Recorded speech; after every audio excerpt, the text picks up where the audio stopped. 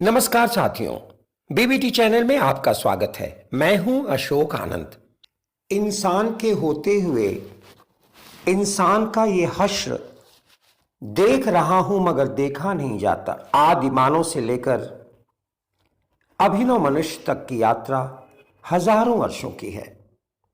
हजारों साल में मनुष्य सभ्य हुआ है या असभ्य, हिंसक हुआ है या कारुणिक, आगे बढ़ा है या पीछे गया है। मैं तो अनुत्तरित रह जाता हूं ऐसे सवालों से। क्या हो गया है इस भौतिकवादी समाज को? आगे इस टूटन और पतन की परिणति क्या है?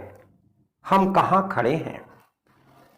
आज प्रजातांत्रिक धर्मनिरपेक्ष भारत किस मोड़ पर खड़ा है? 21वीं शताब्दी में इस भूमंडल पर स्थित देशों के वैचारिक विस्तार की नींव असहमतियों के सम्मान पर टिकी है। और यदि यह बुनियाद हिलती नजर आए तो हम क्या कहेंगे? यदि किसी के अस्तित्व को अतिवादियों और धर्मोन्मादियों द्वारा इसलिए मिटा दिया जाए कि वे वैचारिक असहमति रखते हैं। असहमतियों का संज्ञान लेकर ज्यादतियां हो, कहां तक मानवीय है, कहां तक तर्कसंगत है?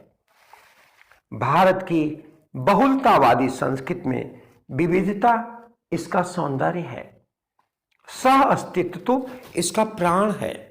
घृणा के बीज का रोपण असहमतियों को लेकर हो यह उचित नहीं। जाति, धर्म, अंधविश्वास व मान्यताओं के आधार पर भेद ही हमारी अवनति का कारण है। यह सब हमारी बनाई दीवारें हैं। नई नस्ल इन दीवारों को गिरा देगी। दो मेधावी वैज्ञानिक इसलिए एक दूसरे को प्रेम न करें कि वे गैर बिरादरी के हैं, गैर मजहब के हैं।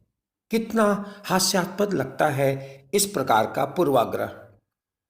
रोहित वोमिला, गौरी लंकेश अथवा दामोलकर से लाखों लोग असहमत हो सकते हैं और ये विचारक लाखों के आदर्श भी हो सकते हैं।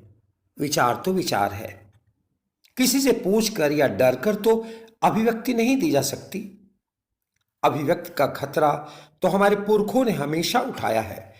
कबीर, सावित्रीबाई फूले, ज्योतिबा, पेरियार, अंबेडकर साहब, कितने नाम गिनाऊं। हमें प्रतिरोध के स्वरों का सम्मान करना अवश्य सीखना चाहिए। कहने वालों को सुनना आना चाहिए।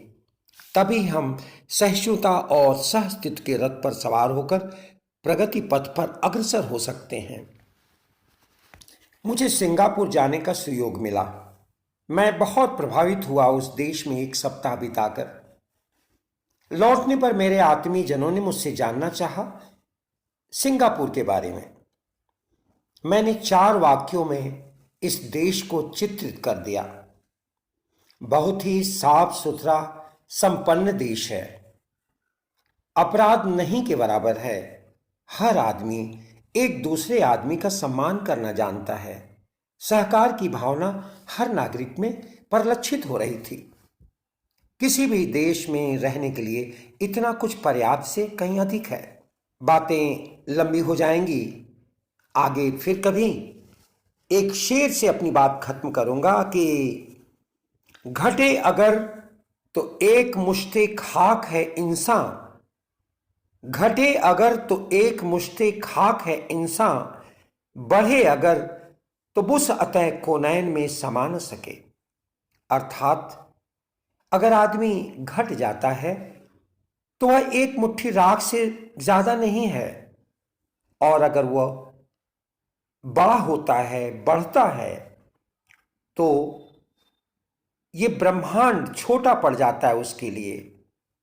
वह बुद्ध हो जाता है, वह कबीर हो जाता है, वह नानक हो जाता है, वह जीसस हो जाता है। बस साथियों, इस वीडियो में इतना ही। वीडियो अच्छा लगा हो तो लाइक करिएगा, शेयर करिएगा। आप हमारे चैनल पर मेहमान हैं, सब्सक्राइब अवश्य कर लीजिएगा। हम इस तरह का वीडियो आपके लिए बनाते रहते हैं। धन्यवाद।